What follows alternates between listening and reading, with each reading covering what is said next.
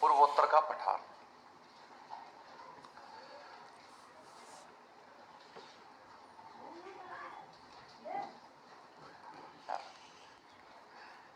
कह रहे सर आज तो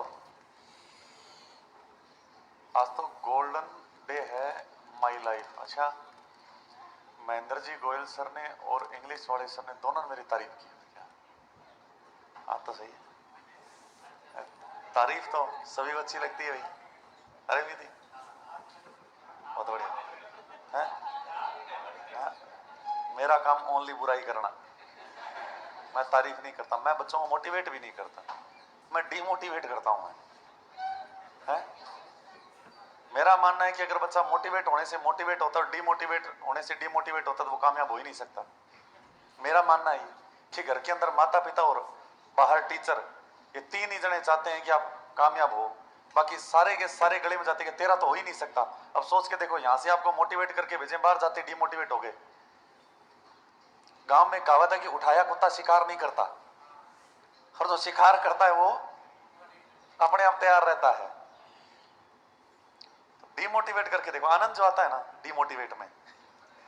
मोटिवेट मैं इसलिए नहीं मानता क्योंकि एक बहुत बड़े मोटिवेशनल स्पीकर हुए हैं, अभी उनका तलाक हो रहा है, अपनी वाइफ को मोटिवेट कर नहीं पाए और मोटिवेशन स्पीकर बन के घूम रहे हैं। मोटिवेट करती है केवल घर की परिस्थितियां, माँ बाप का जो चेहरा होता है ना परिस्थितियों में, वो मोटिवेट करेगा और कोई मोटिवेट नहीं करेगा। और यहाँ अपने आप अगर आपको मोटिवेट होना है तो दो तरीके हैं। जैसे मैं अपने आप मोटिवेट होता हूं, यहाँ तो निर्मल जी तारीफ कर दे तब मजा आ जाए, पर निर्मल जी तारीफ करते नहीं। निर्मल जी तारीफ की तो आगे से ऐसे कर देता हूँ, बढ़ाओ बढ़िया बढ़ाओ बढ़ाओ इसके। निर्मल जी बताइए मास्टर की तारीफ नहीं करनी। दूसरा मोटिवेट का ये तरीका है कि जब मैं उत्कर्ष में आया था तब मैं क्या था, आज मैं क्या, अपना लेवल क्या, खुद की पीछे का बैकग्राउंड देखो कि आप पहले कहां थे और आज आप कहां हैं मेहनत से। ये आपकी जो आपकी खुद की है ना, अगर मोटिवेट होना है तो ये दो चीजें हैं मोटिवेट करने वाली, और कोई मोटिवेट नहीं कर सकता। और सबसे बढ़िया, चाइना के अंदर स्कूल के अंदर बच्चों को अब उनके माँ बाप की वो दिखाई जाती वीडियो क्लिप कि उनके माँ बाप कैसे काम करते हैं। परिस्थितियां मोटिवेट करती है। अगर मोटिवेट होने से सारे मोटिवेट होते तो आज सारे पटवार की ऋण की तैयारी नहीं करते, सारे यूपीएससी की तैयारी करते, और एक बार मोटिवेट करने पर सारे आईएएस आईपीएस होते। सोच के देखो आप, बस ये नॉर्मल बात। अभी मैं क्लास में आया हूं एक में, जिसमें एक लड़की बैठी, उसको नींद आ रही थी और बढ़िया तरीके से नींद के अंदर, बस सपनों के अंदर थी शायद वो। तो मैंने उसके पड़ोसी को कहा इसको थोड़ा सा जगा दे, तो उसने पकड़ के और झटका लगा उसमें। ऐसे नहीं करते कभी, माइंड सो रहा होता है तो एकदम एक्टिव इतना जल्दी नहीं होता है। उसको थोड़ा बताया, हाँ सर नींद आने लग जाती है। तो मैंने कब कहा भी पढ़ाई के अंदर डांस आता है, पढ़ाई बोरिंग है। जो कहते हैं ना इंस्टाग्राम के ऊपर, ये यूट्यूब पर बोलते हैं कि कोई भी लक्ष्य हो, लक्ष्य के साथ खेलते रहो और लक्ष्य को दोस्त बना लो और फिर कामयाबी मिलेगी, फालतू की बात है ये। कौन कहता है पढ़ाई के अंदर इंटरेस्ट आता है? मेरे को आज घर पे बैठे निर्मल जी 1 लाख रुपए दे दे, मैं किताबों की शक्ल नहीं देखूं। पढ़ाई के अंदर किसको इंटरेस्ट आता है बताओ? आज तक अच्छा काम करने में कोई इंटरेस्ट आया है क्या? किसी भी अच्छे काम में बता दो, नहीं आता। लेकिन जब मतलब आता है ना तब इंटरेस्ट आता है। अब मेरे को पढ़ाने में बड़ा इंटरेस्ट आता है, स्पष्ट सी बात है। कोई खेल खुलनी अपने आप बढ़ जाएंगे बाद में, जब इनकम आनी शुरू होती है जिस चीज से, तो मोटिवेट करती है इनकम, घर की परिस्थितियां, और कोई मोटिवेट नहीं है। ये आपके माता पिता करेंगे। पूर्वोत्तर का पठार, सबसे पहले हमें यह ध्यान रखना है कि पूर्वोत्तर का जो पठार है ये रियल में भाग किसका था? प्रायद्वीपीय पठार का भाग था। ये रियल में छोटा नागपुर पठार का ही पार्ट था ये, यानी कि छोटा नागपुर पठार बहुत बड़ा था ये। मान लीजिए छोटा नागपुर पठार इस प्रकार से था, और बाद में कहते हैं कि हमारी जो इंडियन प्लेट थी, मैंने आपको बताया भी था कि ऊपर यूरेशियन प्लेट थी, हमारी वाली इंडियन प्लेट का एक भाग आके ऊपर जाके टकराया, फिर वो धीरे धीरे सीधा हुई, सीधा होकर जोर से टकराई थी, तब हमारे हिमालय का निर्माण हुआ, ऐसा कुछ हमने पढ़ा था। जब ये जोर से टकराई थी उस दौरान हमारे पश्चिमी बंगाल के अंदर जमीन के ऊपर एक दरार पड़ गई थी, भ्रश पड़ गया था। दरार यानी भ्रश, यानी यहां पर एक दरार पड़ गई, इस जगह पर बीच में एक दरार पड़ गई ऐसे करके, और बाद में इस दरार से एक नदी बहने लग गई, जिसे आप कहते हो गंगा नदी। ये गंगा नदी बहने लग गई और गंगा नदी ने लाकर इस दरार के अंदर जलोढ़ मिट्टी का जमाव कर दिया और जलोढ़ मिट्टी लगातार जमती गई। तो इस नदी के आसपास का जो क्षेत्र है, ये पूरा का पूरा क्षेत्र, ये पूरा का पूरा मैदान में कन्वर्ट हो गया, मैदान में कन्वर्ट हो गया। इसका मतलब मैदान बना दिया। यहां पर किसने बनाया है? तो वर्तमान में यही मैदान मालदा गैप कहलाता है, मालदा गैप। आपको ध्यान रखना, जब हमारी इंडियन प्लेट सीधी हुई थी तब थोड़ी सी पश्चिम बंगाल में दरार पड़ी थी। उस दरार से कौन सी नदी प्रवाहित होने लग गई थी? गंगा। गंगा नदी ने उस दरार में लाकर बहुत सारी मिट्टी को जमा कर दिया, जलोढ़ मिट्टी को, वहां पर मैदान बन गया। उस मैदान को आज हम क्या कहते हैं? मालदा गैप। ये मालदा गैप हमारे इस पूर्वोत्तर के पठार को छोटा नागपुर पठार से अलग कर देता है। ये आपको ध्यान रखना है। तो रियल में हमारे इसी का भाग है। अब आपके मन में आएगा इसका भाग है, ये कैसे हम क्लियर कर सकते हैं? ये क्या बनते देखा हमने? बनते हमने नहीं देखा, लेकिन मेघालय के पठार यानी पूर्वोत्तर का जो पठार है, जब इसकी चट्टानों पर स्टडी की जाती है तो चट्टानों की वही संरचना है, वही केमिकल और फिजिकल प्रॉपर्टी यानी कि रासायनिक और भौतिक जो गुण धर्म यानी विशेषता होती है चट्टानों की, छोटा नागपुर की चट्टानों की विशेषता है, वही इन चट्टानों की विशेषता है। छोटा नागपुर में भी कोयला और लोहा अधिक मात्रा में पाया जाता है, यहां पर भी यही है, यानी हर चीज सेम मिल रही है। तो इसका मतलब है ये इसी का हिस्सा था। तो ये आपको ध्यान रखना है, इसको तो मैं हटा देता हूं।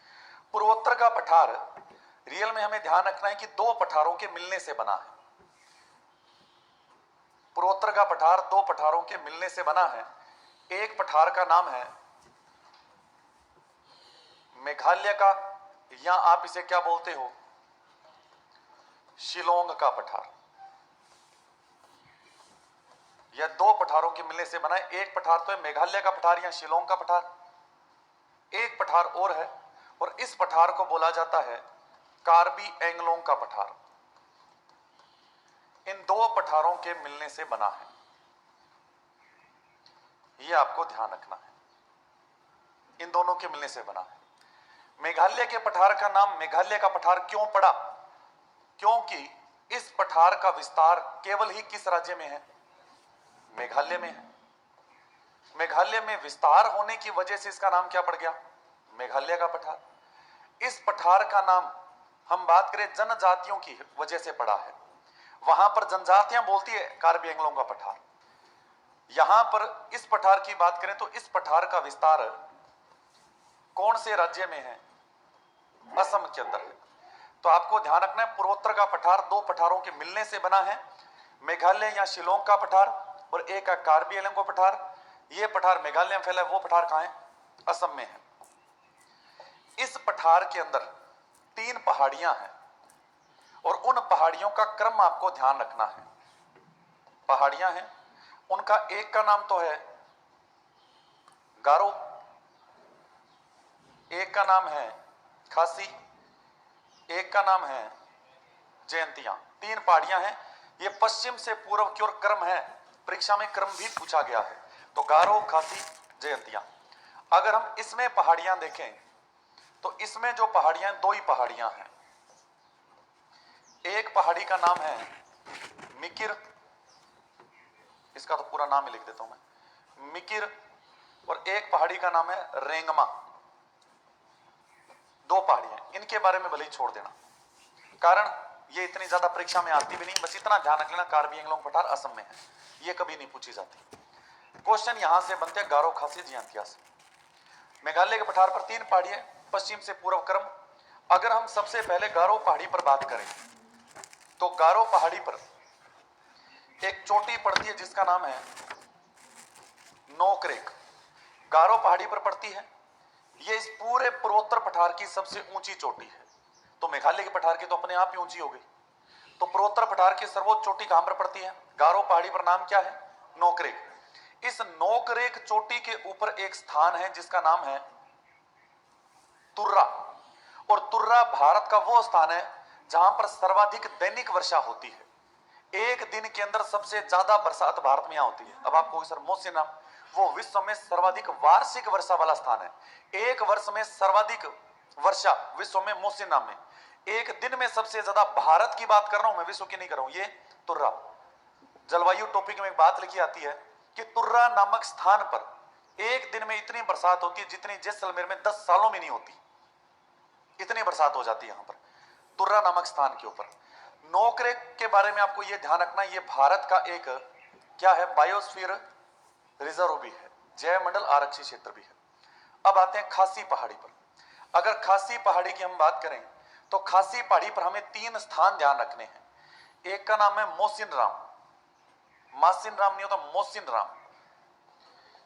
दूसरा स्थान है चेरापूंजी और तीसरा स्थान है शिलोंग। आप जानते हैं इसकी राजधानी भी कौन सी है मेघालय की, शिलोंग। ये तीनों स्थान इसी पहाड़ी पर है। विश्व में सर्वाधिक वार्षिक वर्षा वाले 3 स्थान हैं। विश्व में सबसे ज्यादा वार्षिक वर्षा दूसरे नंबर पर और तीसरे नंबर पर, तीनों के तीनों स्थान कहां पड़ते हैं, खासी पहाड़ी पर। अब आप कहोगे शायद ये सबसे ज्यादा ऊंचा होगा तीनों में सबसे ऊंचा स्थान ये है, यानी खासी पहाड़ी की सर्वोच्च चोटी है ये शिलोंग। ये आपको ध्यान रखना, खासी पहाड़ी की सर्वोच्च चोटी शिलोंग है। जयंतिया पहाड़ी की कोई खास बात नहीं है, जयंतिया पहाड़ी बस इतना ध्यान रख लेना कि इसके ऊपर जयंतिया नाम की जनजाति है, खासी पहाड़ी पर खासी नाम की जनजाति है, गारो पहाड़ी पर गारो नाम की जनजाति है, मिकिर और रेंगमा पर मिकिर और रेंगमा नाम की जनजातियां रहती है। तो परीक्षा में क्वेश्चन बनता है कि पूर्वोत्तर के पठार की जो पहाड़ियां हैं उनका नामकरण किससे संबंधित है। ऑप्शन देगा ए जनजातियों से, ऑप्शन बी वहां पाई जाने वाली स्थानीय वनस्पति के, ऑप्शन सी वहां पर कोई आपको स्थलाकृति का नाम दे देगा, ऑप्शन डी जो भी अलग हो। तो आपको 4 ऑप्शन दिए जाएंगे और चारों ऑप्शन ऐसे देगा कि वहां पर कंफ्यूजन पैदा करेगा वो। तो आपको ध्यान रखना, ये तो हमें पता ही है कि जनजातियों के नाम है, तो जनजातियों के नाम पर इनका नामकरण हुआ है। जो ये आप पढ़ रहे हो मेघालय का पठार, मेघालय का पठार हम बना लेते हैं, ये मेघालय का पठार है। इस मेघालय के पठार का जो ये दक्षिणी हिस्सा है, ये दक्षिणी भाग, यहां पर जब बरसात होती है तो यहां का जो सारा का सारा पानी है वो बांग्लादेश की ओर दक्षिण की ओर जाता है, यानी इस पठार का दक्षिणी हिस्सा है। और इस दक्षिणी हिस्से की ढलान किस ओर है, दक्षिण की ओर है। तो आपको ध्यान रखना है कि मेघालय के पठार का वह भाग जिसकी ढलान दक्षिण की ओर है, उस स्थान को हम किस नाम से जानते हैं, या उस भाग को, मेघालय के उस भाग, मेघालय के पठार के उस भाग को किस नाम से जानते हैं, तो हम कहेंगे उस भाग को वॉर कंट्री कहा जाता है। मेघालय के पठार का वह भाग जिसकी ढाल दक्षिण की ओर है उसे हम क्या कहते हैं, वॉर कंट्री कहते हैं। अब सोच के देखो, इतनी ज्यादा बरसात होती है, विश्व में सबसे ज्यादा वार्षिक वर्षा, विश्व में अपने भारत में सर्वाधिक दैनिक वर्षा, इतनी बरसात होगी तो वहां पर मिट्टी तो नहीं रुकने देगी। बरसात का पानी जब जाएगा तो मिट्टी तो सारी घोल के नीचे ले जाएगा। तो यहां पर मिट्टी बहुत कम देखने को मिलेगी। यहां पर जितनी भी चट्टानें वो सारी नग्न अवस्था में पाई जाती है। कारण क्योंकि मिट्टी तो घुलकर चली गई, सीधी चट्टानें हैं। अब चट्टानें होती है, चट्टानों पर वनस्पति बहुत कम उगती है, बहुत कम उगती है। तो आपको ध्यान रखना है कि मेघालय के पठार पर वनस्पति का विकास कम हुआ है, ज्यादा नहीं है, कम है विकास। और यहां पर जितनी भी चट्टानें वो कैसी अवस्था में है, नग्न अवस्था में है।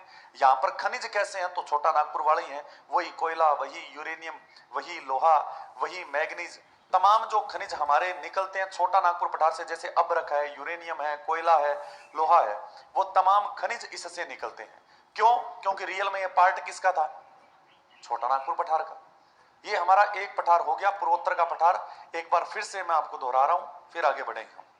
पूर्वोत्तर का पठार, ध्यान रहे कितने राज्यों कितने पठारों के मिलने से बना है, 2, मेघालय या शिलोंग का पठार और दूसरा कार्बी एंगलोंग। इस पठार का विस्तार कहां है, उसका, इसमें कितनी पहाड़ियां हैं, पश्चिम से पूर्व की ओर गारो, खासी, जयंतिया, उसमें 2 पहाड़ियां हैं, मिकिर, रेंगमा।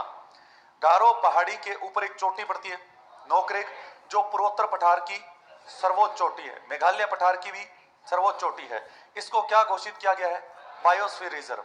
इस चोटी के ऊपर एक स्थान पड़ता है तुर्रा। इसकी विशेषता क्या है, भारत में सर्वाधिक दैनिक वर्षा वाला स्थान है खासी पहाड़ी।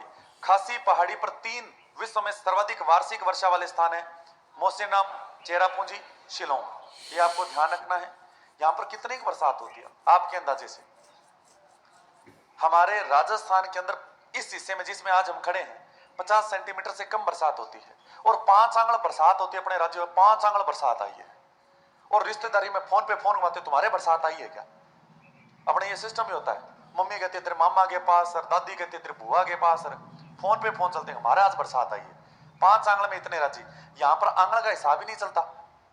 सोच के देखो, 5 आंगल, एक आंगल 1 सेंटीमीटर का, यानी 5 सेंटीमीटर बरसात हुई है हमारे यहां पर। कहते हैं हमारे यहाँ 50 सेंटीमीटर औसत है राजस्थान का इस हिस्से का, और यहां पर वार्षिक औसत कितना है? 1083 सेंटीमीटर।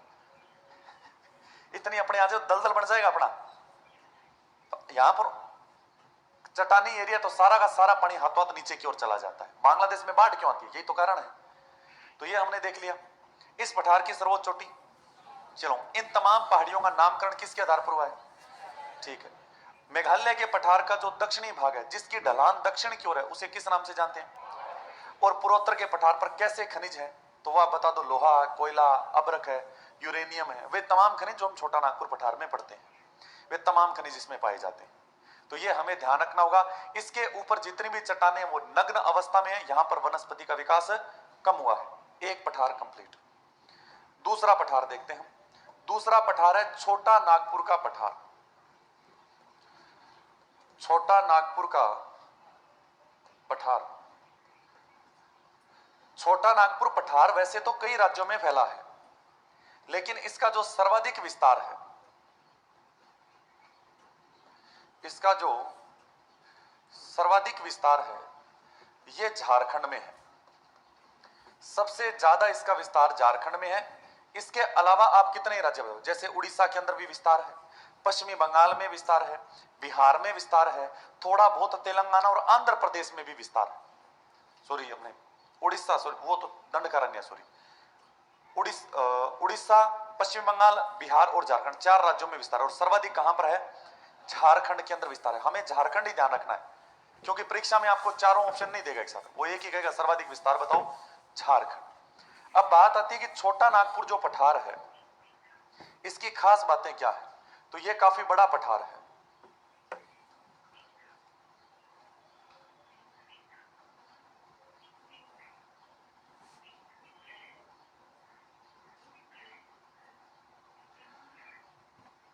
और इसको हम 3 भागों में बांट देंगे भी। इस पठार का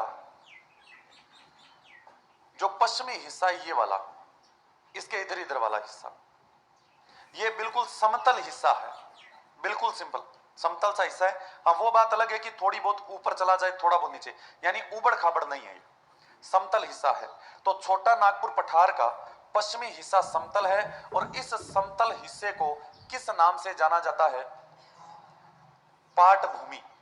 आपको ध्यान, पाट भूमि किसे बोलते हैं? आम भाषा में याद रखना, अपने एक लोकल लैंग्वेज में शब्द आता है पाटड़ा, जिसे आप बाजोट भी बोलते हो, सिंपल, जिसमें बुजुर्ग अक्सर बैठ के नहाते थे। तो आपको ध्यान रखना, पाट भूमि, वैसे याद रखना पाटड़ा, बाजोट, उस टाइप, बिल्कुल समतल होता, तो ये भी समतल है। आपसे पूछा जाएगा पाट भूमि का संबंध भारत में किस पठार से है? केवल इसी से, और किसी भी पठार का संबंध पाट भूमि से नहीं है। छोटा नागपुर पठार सर्वाधिक झारखंड में फैला है। इसका पश्चिमी भाग कौन सा है? समतल है, जिसे हम किस नाम से जानते हैं? पाट भूमि के नाम से जानते हैं।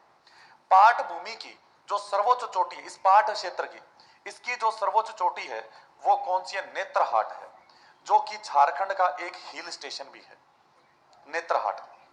एक भाग तो ये हो गया। हमारे इस पठार के ऊपर एक नदी बहती है इस प्रकार से, और ये वाली जो नदी है, इसका नाम है दामोदर नदी। इस नदी का नाम है दामोदर नदी। दामोदर नदी इस पठार को 2 भागों में बांट देती है। इस नदी के उत्तर में जो भाग है, उस भाग को बोला जाता है हजारीबाग का पठार, हजारीबाग का पठार। और इसके दक्षिण में जो भाग है, उसे हम क्या कहते हैं? रांची का पठार हम कहते हैं। यानी दामोदर नदी इस पठार को 2 भागों में बांटती है, हजारीबाग और रांची का पठार के 2 भागों में बांटती है। इस पूरे पठार की जो सर्वोच्च चोटी है वो हजारीबाग के हिस्से में पड़ती है, और इसका नाम क्या है? पारसनाथ। तो छोटा नागपुर पठार की सर्वोच्च चोटी कौन सी होगी? पारसनाथ, जो कि दामोदर नदी के उत्तर में हजारीबाग पठार का हिस्सा है। यह जो पारसनाथ चोटी है, यह कौन सी पहाड़ी का हिस्सा है? तो हम कहेंगे कि यह समेद शिखर का हिस्सा है। किसका हिस्सा है ये? समेद शिखर का हिस्सा है। और आप जानते हो समेद शिखर जैन धर्म का एक पवित्र धार्मिक स्थल है छोटा नागपुर पठार पर। 2022 में जैनियों का आंदोलन क्या चला था? 2022 में चला था, क्यों चला था? झारखंड सरकार ने पारसनाथ नामक स्थान को पर्यटन स्थल का दर्जा दे दिया। अब पर्यटन स्थल के दर्जे पर हर प्रकार के व्यक्ति आएगा, वहां पर किसी को रोक नहीं सकते आप। जैन धर्म कहता है कि अगर हर प्रकार के हर समुदाय का व्यक्ति है, इससे हमें कोई दिक्कत नहीं है। भारत एक धर्मनिरपेक्ष राज्य है, किसी भी स्थान पर जाओ कोई दिक्कत नहीं है। लेकिन उसमें सबसे बड़ी बात है कि व्यक्ति किस प्रकार से आएगा वो पता नहीं है। मैं मुंह चक के बिना नहाए घुस गया, अपने मंदिर में जाते हैं नहा के पूरा, तो बोला हमारी पवित्रता है वो खंडित हो जाएगी। तो इसको आप पर्यटन स्थल का दर्जा मत दो, वापस दर्जा लो। हालांकि झारखंड सरकार ने लिया नहीं, तो केंद्र सरकार ने हस्तक्षेप किया, तो पूरे भारत में आंदोलन चला था जैनियों का। और इस वजह से 2022 से लेकर अब तक लगातार परीक्षा में पूछा जा रहा है छोटा नागपुर पठार की सर्वोच्च चोटी बताओ। ये कारण है अभी तक का।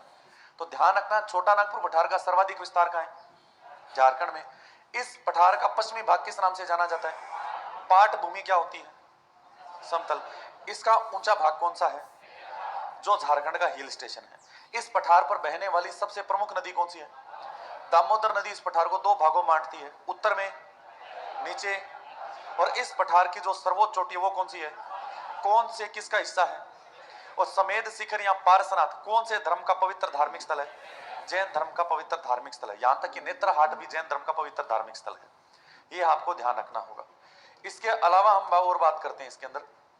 अगर हम इस पठार पर देखें तो इस पठार पर केवल यही नदी नहीं बहती, रांची के पठार से एक नदी और निकलती है और इस नदी का नाम है स्वर्ण रेखा। स्वर्ण रेखा नदी निकलती है इस पठार से। और स्वर्ण रेखा नदी जैसे ही रांची के पठार से नीचे उतरती है तो यहां पर एक जलप्रपात बना देती है जिसका नाम है हुंडरू जलप्रपात। यह हुंडरू जलप्रपात का निर्माण करती है रांची के पठार पर झारखंड के अंदर। यह भी आपको ध्यान रखना है। छोटा नागपुर पठार खनिजों की दृष्टि से अगर हम देखें, खनिज की दृष्टि से, तो भारत का सबसे समृद्ध पठार है।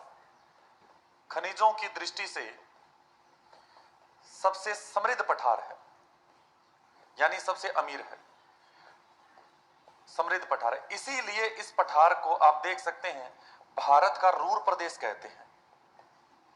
इसीलिए इसे भारत का रूर प्रदेश कहा जाता है। रूर प्रदेश क्या है? तो जर्मनी में दो नदियां हैं, एक नदी का नाम है राइन, एक नदी का नाम आती है रूर। रूर राइन की सहायक नदी है, जर्मनी में बहने वाली नदी है। राइन नदी विश्व की सबसे बिजी नदी है, सबसे व्यस्त। कहते हैं एक साल में बड़े जो जहाज हैं, कम से कम 5000 बड़े जहाज और लगभग 25 से 30,000 छोटे जहाज इस नदी से गुजरते हैं। छोटे जहाज की बात कर रहा हूं, किश्तियों की बात ही नहीं कर रहा मैं, जो छोटी मोटी है। कारण क्योंकि रूर और राइन नदी के बीच का जो क्षेत्र है ये पूरे विश्व में कोयले के लिए, कोयला और लोहे के लिए प्रसिद्ध है। हालांकि वर्तमान में इस क्षेत्र में लोहा है वो समाप्त हो चुका है, लेकिन कोयला अभी भी निकलता है और कोयला भी सर्वोच्च गुणवत्ता वाला निकलता है। बिल्कुल, एंथ्रेसाइट और बिटुमिनस ये दो निकलते हैं यहां से, तो विश्व में फेमस हो गया रूर बेसिन। तो उसी प्रकार से भारत के अंदर आप देखेंगे तो भारत में सबसे ज्यादा और कोयला दोनों कहां से निकलते हैं? इसी पठार से। इसीलिए इसे भारत का क्या कहा जाता है? रूर प्रदेश कहते हैं। आप देख सकते हैं कि भारत में सबसे बड़ी जो यूरेनियम की खान है, जिसे हम जादूगोड़ा की खान कहते हैं, वो भी आप देख सकते हैं कहां पर पड़ती है? हजारीबाग पठार पर पड़ती है। हजारीबाग क्षेत्र कौन सा है? भारत के अंदर सबसे ज्यादा अभ्रक का उत्पादन कौन करता है? हजारीबाग क्षेत्र। भारत में सबसे ज्यादा कोयले का उत्पादन आप देखोगे, सबसे बड़ी खान देखोगे ना कोयले की, तो झारखंड में इस पठार पर एक खान पड़ती है झरिया, वो सबसे बड़ी खान है। तो सारी चीजें ही यहां पर है। हालांकि मैं खनिज वाली बातें इसमें नहीं लिखवाऊंगा क्योंकि वो खनिज से रिलेटेड है, लेकिन हमें इतना ध्यान रखना है खनिजों की दृष्टि से समृद्ध है, भारत का रूर प्रदेश कहते हैं। एक पठार और देखते हैं, इसी के नीचे एक और पठार पड़ता है। अगला पठार है दंडकारण्य का पठार। दंडकारण्य का पठार। दंडकारण्य के पठार की अगर हम विस्तार की बात करें तो इसका विस्तार मुख्य रूप से दो राज्यों में है। इसका सबसे ज्यादा जो विस्तार है वो तो है छत्तीसगढ़ में, और दूसरे नंबर पर अगर सर्वाधिक विस्तार है तो वो है उड़ीसा में। हाँ, आंशिक रूप से हमारे तेलंगाना और आंध्र प्रदेश में भी इसका विस्तार देखने को मिलता है। ये गोल नहीं है कोई पठार, ये लंबा पठार है। यानी इस प्रकार से लंबा फैला हुआ, ये लंबा पठार है इस प्रकार से, ये लीजिए। तो दंडकारण्य का पठार आपको ध्यान रखना है, मुख्य रूप से 2 राज्यों में है, बाकी 2 और राज्य है तेलंगाना आंध्र प्रदेश, वहां फैला है। तो इसका आधा हिस्सा तो हम बना लेते हैं, इधर वाला छत्तीसगढ़ में और इधर वाला मान लेते हैं उड़ीसा में। ये छत्तीसगढ़ में हम मान लेते हैं और इधर वाला हिस्सा हम उड़ीसा में मान लेते हैं। इस पठार का जो हिस्सा छत्तीसगढ़ में पड़ता है उस हिस्से को आप किस नाम से जानते हैं? बस्तर का पठार। और इस पठार का जो हिस्सा उड़ीसा में पड़ता है वो किस नाम से जाना जाता है? कालाहांडी का पठार। ये आपको ध्यान रखना है कि छत्तीसगढ़ में इसे बस्तर का पठार कहते हैं और उड़ीसा में इसे क्या कहा जाता है? कालाहांडी का पठार कहते हैं। और विशेषता की बात करें तो बस्तर के पठार पर एक नदी बहती है, यानी इस पठार पर बहने वाली प्रमुख जो नदी है उसका नाम है इंद्रावती, जो कि गोदावरी की सबसे बड़ी सहायक नदी है, गोदावरी की सबसे बड़ी। और इंद्रावती नदी इस पठार के ऊपर एक जलप्रपात का निर्माण करती है और वो जलप्रपात है चित्रकूट जलप्रपात। आप देख सकते हैं चित्रकूट जलप्रपात भारत का सबसे चौड़ा जलप्रपात है। चित्रकूट जलप्रपात भारत का सबसे चौड़ा जलप्रपात है और इसकी जो तुलना है वो कनाडा के अंदर सेंट लॉरेंस नदी के द्वारा एक जलप्रपात बनाया जाता है नियाग्रा फॉल, उससे की जाती है। नियाग्रा फॉल विश्व का सबसे चौड़ा जलप्रपात है और ये भारत का है। दोनों की एक समानता तो ये होगी, वो विश्व में सबसे चौड़ा, ये भारत में सबसे चौड़ा। दूसरी खास बात, दोनों की आकृति सेम है। अब आप कहोगे आकृति कैसे? जैसे मान लीजिए सेंट लॉरेंस नदी ऐसे आती है, बाद में सेंट लॉरेंस नदी काफी चौड़ी हो जाती है और यहां पर काफी ऊंची चट्टान है और बाद में यहां पर बीच में यह काफी गहरा स्थान है। तो सेंट लॉरेंस नदी का जो पानी है वो इस प्रकार आता है और इस प्रकार 3 दिशाओं से इस नीचे वाले भाग में यह पानी नीचे गिरता है। तो ये जो जलप्रपात है घोड़े के पैर के समान, घोड़े की नाल के समान बन जाता है। पैर को नाल ही बोलते हैं अपने, घोल के नाल की आकृति बनेगी घोड़े की। तो इसी प्रकार का जो जलप्रपात है हमारा कौन सा है? चित्रकूट। तो आकृति भी समान और चौड़ाई के अंदर वाली भी विशेषता समान, तो इसीलिए कहा जाता है नियाग्रा फॉल से तुलना की जाती है। इसके अलावा देखें तो जो बस्तर का पठार है जो कि कहां पर पड़ता है? छत्तीसगढ़ क्षेत्र में बस्तर का पठार। ये भारत के अंदर टिन एक धातु होती है और टिन धातु का एकमात्र उत्पादक क्षेत्र है। ये टिन धातु का एकमात्र उत्पादक क्षेत्र और भारत में टिन कहीं से नहीं निकलती। टिन किस काम आता है? टिन किस काम आता है? मिश्र धातु बनाने के। टिन का सीधा यूज नहीं होता। कांसा, जब इसको तांबे के साथ मिला दें तो कांसा बनता है, मिश्र धातु बनाने के काम आता है। तो एकमात्र स्थान है भारत के अंदर यही। अगर हम कालाहांडी पठार पर चले जाएं तो यह तो खनिजों की दृष्टि से बहुत ज्यादा महत्वपूर्ण है। हालांकि मैंने यह नहीं कहा कि बस्तर के पठार पर एक ही खनिज पाया जाता है, मैंने यह कहा है कि टिन का एकमात्र है। हालांकि आप देख सकते हैं छत्तीसगढ़ के अंदर बोलाडीला एक लोहे की खान है, डल्ली राजहरा लोहे की खान है, दुर्ग जिले के अंदर एक लोहे की खान है। ये तीनों की तीनों बोलाडीला, डल्ली राजहरा और दुर्ग और दांतेवाड़ा एरिया लोहे के लिए प्रसिद्ध है। वो चारों के चारों किस पठार पर पड़ते हैं? बस्तर के पठार पर। लेकिन लोहे वाली अगर कोई सबसे बड़ी खान होती तब तो हम बात करते। ऐसे तो भारत में लोहे के बहुत स्थान है, कर्नाटक में है, झारखंड में है, छत्तीसगढ़ में, उड़ीसा में है। लेकिन इस पठार का हमें यह ध्यान रखना है, टिन का एकमात्र वाला, ये लिखेंगे भी हम। अगर हम कालाहांडी पठार की बात करें तो कालाहांडी पठार भारत में 2 खनिजों के अंदर पूरे भारत में आगे है। कालाहांडी स्थान वो स्थान है जहां पर मैग्नीज की भारत की सबसे बड़ी खान है। भारत में बॉक्साइट की सबसे बड़ी खान ही कालाहांडी पठार पर है।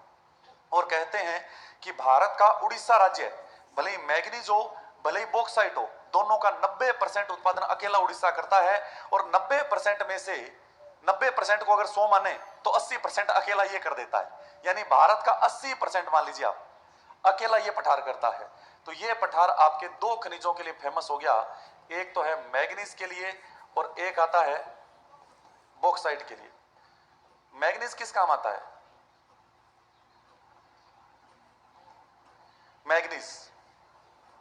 मैग्नीज का कोई एक काम नहीं है।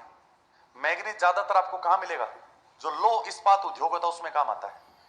अगर आप सीधा लोहा लेकर आते हो ना, लोहे जब आप लेकर आओ तो लोहे को गौर से देखा करो आप। ऐसा ना हो कि लोहे की चादर आप खड़े कर लो और बाद में, ऐसे नहीं देखना है, सीधा देखना है। अगर लोहा आप लेकर आते हो उसके ऊपर हल्के हल्के आपको निशान से दिखाई दे रहे हैं, इसका मतलब वो कच्चा लोहा है, उसे बोला जाता है स्पंज लोहा। कई बार आप देखते हो ना हल्के हल्के स्पॉट से होते हैं स्थान, वो काट नहीं है, वो एक अलग होगा, उसके ऊपर अलग ही निशान, हल्के हल्के आप ये बोल सकते हो ग्रे कलर के या सफेद कलर के से होंगे, वो स्पंज लोहा होता है। भारत पूरे विश्व में स्पंज लोहे के अंदर पूरे विश्व में फर्स्ट रैंक पर है।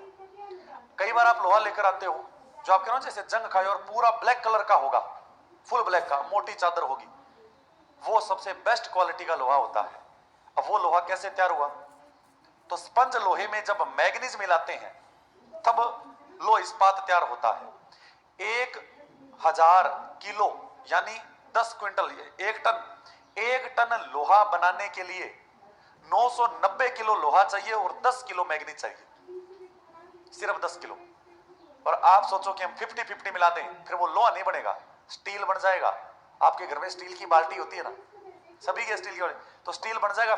फिर वो नहीं, सिर्फ सोच के देखो कि 990 किलो लोहा और 10 किलो केवल मैग्नीज, लोहा लो इस्पात बनाने के लिए उसमें काम आता है।